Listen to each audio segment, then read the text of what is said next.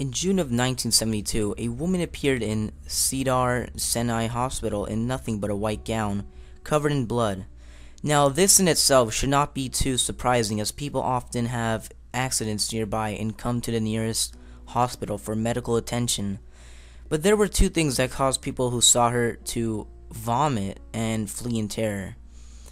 The first being that she wasn't exactly human. She resembled something close to a mannequin, but had the dexterity and fluidity of a normal human being. Her face was as flawless as a mannequin's, devoid of eyebrows and smeared in makeup.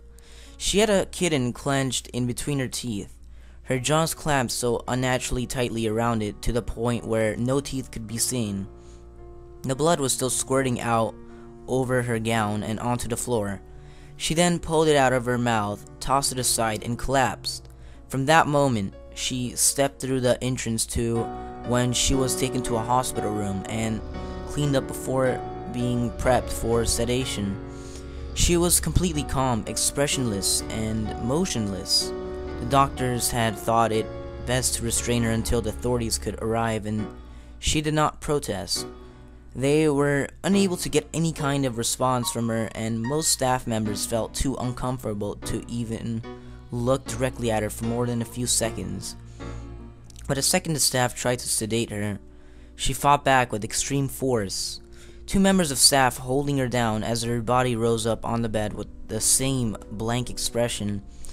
She turned her motionless eyes towards the male doctor and did something unusual. She smiled. As she did, the female doctor screamed and let go out of shock. In the woman's mouth were not human teeth, but long, sharp spikes, too long for her mouth to close fully without causing any damage. The male doctor stared back at her for more than a moment before asking, "What in the hell are you?" She cracked her neck down to her shoulder to observe him, still smiling. There was a long pause. The security had been alerted and could be heard coming down the hallway. As he heard them, she darted forward, sinking her teeth into the front of his throat, ripping out his jugular and letting him fall to the floor, grasping for air as he choked on his own blood. She stood up and leaned over him, her face coming dangerous close to him as the light faded from his eyes.